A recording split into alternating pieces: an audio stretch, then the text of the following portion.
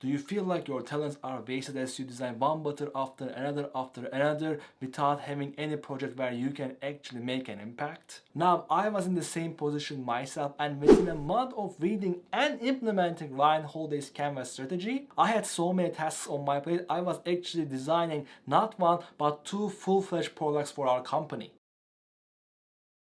Canvas strategy offers two reasons why you are not actually getting the amount of responsibility you think you should get. Because you are probably in a new work environment, it's your first job, nobody knows you yet, so you don't have their trust. They don't know how you work in a team setting, and also they don't know what kind of character that you have. Second is, because you are at the beginning of your career journey, you probably haven't worked in the real world projects where you got to implement your design, let's say, process. So they don't know if they can trust your competence yet.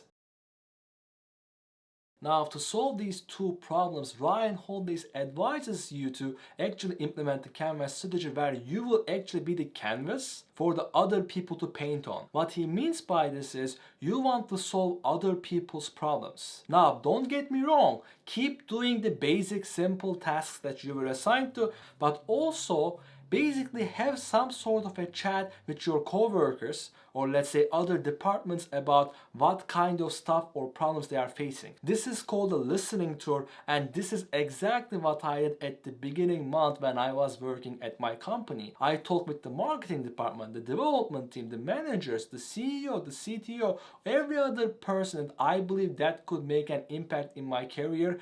First, to get to know them.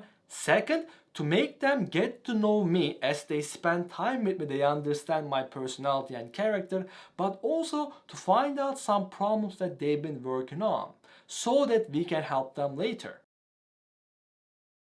Now, the best way I managed to find out the core problems they needed to solve in our meetings was I basically asked them during our meetings what kind of problems they were trying to solve, and then I asked, if you could solve only one problem in the current job you are doing, what would it be? And some of the people that told me their problems, there was not much I could do with my design skills. I could not help them. But there were a lot more others, like my development colleagues or let's say my manager, where I took notes and I began taking small steps. The key thing I did at this stage was not to go to my keyboard and solve their problem fully, taking my time, let's say 2 weeks, 3 weeks, 4 weeks, and then showing it to them. That would not be the right strategy. What I did was I would try to find the most fast deliverable that I could produce so I could show it to them so that we can solve the problem together, which would make us work like a team so that we could actually trust each other. So I would have 3 different distinct deliverables.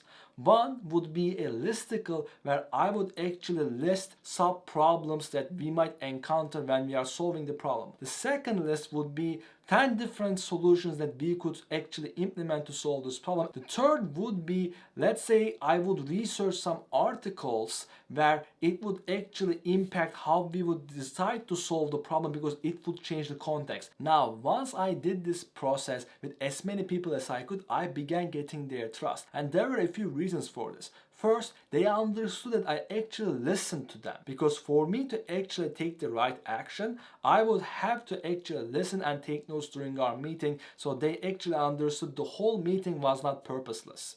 Second, they knew that I was actually independent and could work on my own. They did not assign any tasks on me, remember. So this was purely based on my free will. The third is that I actually wasn't pestering them about solving the, let's say, problem in my way. I was opening a dialogue that would also let them see me as a teammate so that we could work together, so they understood my character and how I work as well. If you actually enjoyed this video, you will love this video next, where I'm showing you how to become a UX designer as fast as possible with Scott Adams' rule.